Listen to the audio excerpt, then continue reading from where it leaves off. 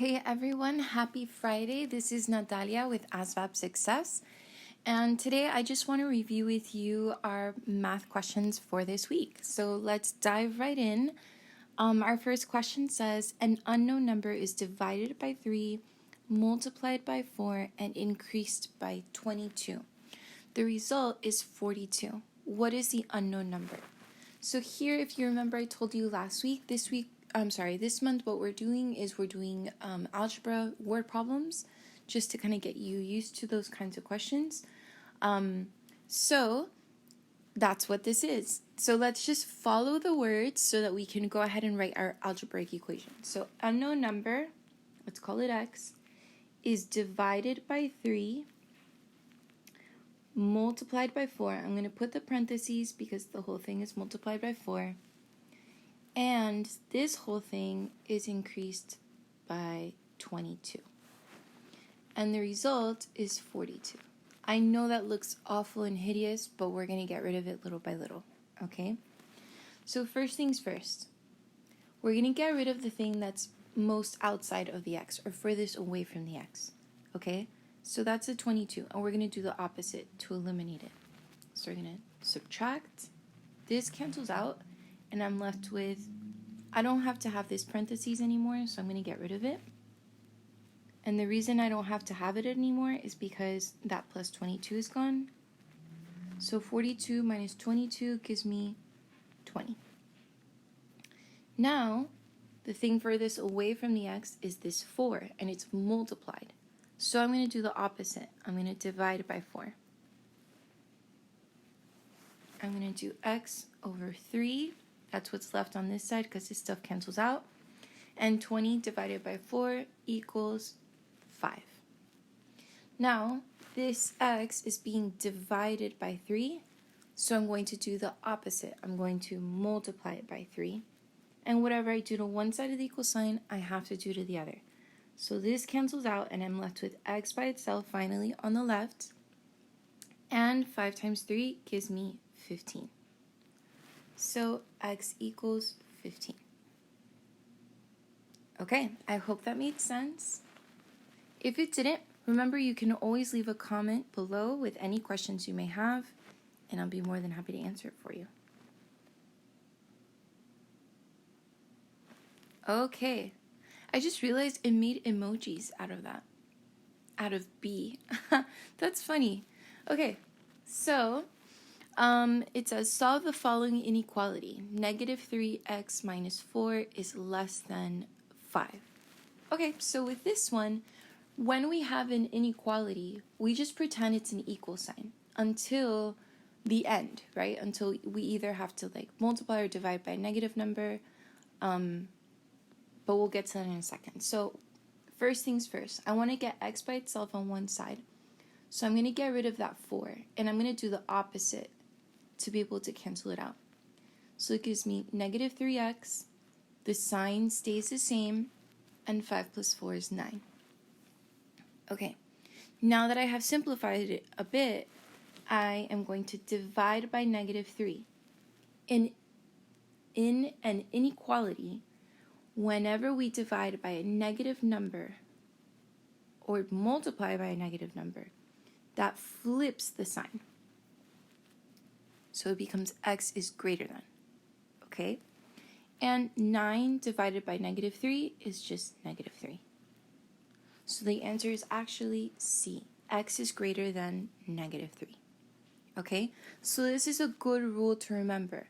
Whenever we're dividing or multiplying by a negative number, we flip that sign. Okay, awesome. Remember, if you have a question, just leave your comment below and I'll be more than happy to help. Okay, next question says, a bag contains a total of 200 quarters and dimes. There are a total of $41 inside the bag. How many quarters are there in the bag? So we're looking for quarters. This, once again, is an algebra word problem. So what we're going to do is we're going to use the information in the word problem to write our equations. So a bag contains a total of 200 quarters and dimes. That means quarters plus dimes. Actually, let me write it capital so it's easy to see it. that kind of looked like a 9. Quarters plus dimes equals 200. And there are a total of $41 inside the bag. Now this is where it gets a little tricky. The Q represents the number of quarters in the bag. So if we're going to talk about the value, then we have to multiply that number of quarters by how much they're worth, and the number of dimes by how much they're worth. So I'm going to do 0.25 Q, because a quarter is worth 25 cents, plus 0.10 D, because a dime is worth 10 cents, equals $41. Okay? All right, now that we have that, this is a complicated one. Now that we have that, I want to replace one of these with substitution, but nothing says Q equals or D equals. So I'm going to take this first one and I'm going to transform it so that it becomes what I need it to be. What does that mean? That means I'm going to do Q plus D equals 200. I'm going to minus D, so that Q is by itself on one side of the equal sign, and I'm left with 200 minus D on the other. Now that I have done that, now I can replace wherever I see Q here, I can replace it with 200 minus D. So I'm going to rewrite this. 0.25 times 200 minus D plus 0.10 D equals $41. Now, I have to distribute this, right? 0.25 times 200. Let me do that over here. I'm going to get 0, 0, 10, placeholder 0, 0, 0, 4, so 0, 0, 0, 5.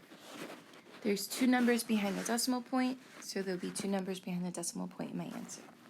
So this becomes 50 minus 0.25 times D is 0.25 D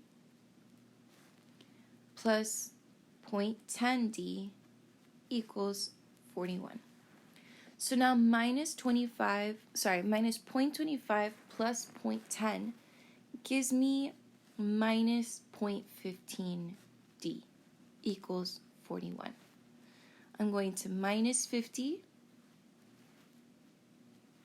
and this gives me negative 0.15 D equals negative 9. I'm going to divide by negative 0.15. That means that this cancels out and I'll be able to solve for D, but it also means that this cancels out and becomes positive. So now I'm going to do 9 divided by 0.15. So I'm going to shift this over a little bit here. Okay, and I have 1, 2. I have to move that decimal point to the right to get rid of it.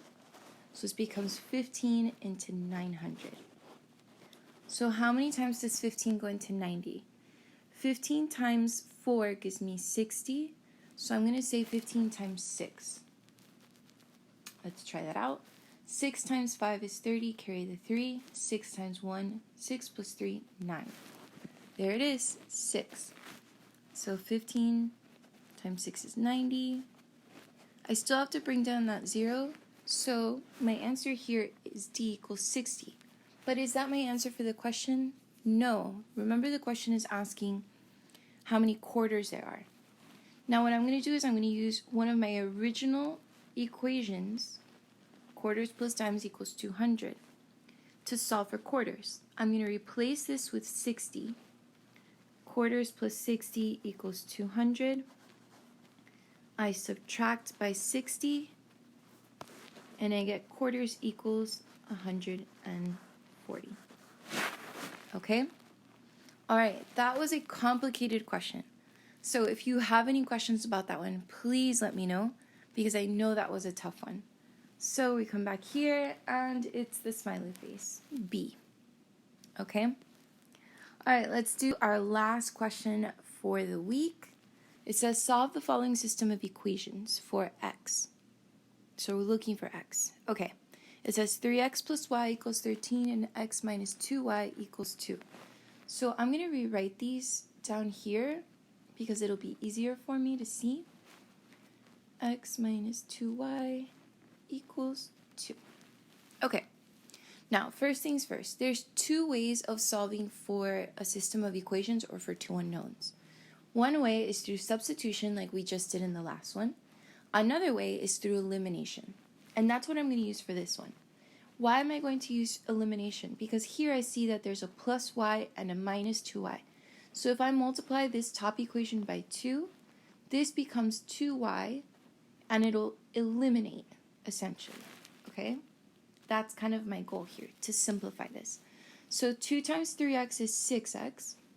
2 times positive y is positive 2y, equals 2 times 13 is 26. And I'm going to rewrite the other equation underneath it. Now I'm going to add these two equations. 6x plus x gives me 7x. Positive 2y minus 2y cancels out, so I just bring down my equal sign, and 26 plus 2 is 28. I'm going to divide by 7, and 28 divided by 7 is 4. So x equals 4. And that's what I'm looking for. It's asking me to solve for x, so I am done. Okay. Remember, if you have any questions about this, please feel free to leave a comment below, and I'll be more than happy to help you with it.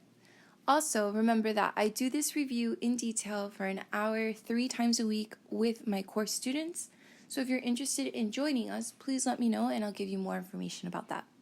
Otherwise, good luck as you keep studying for the ASVAB.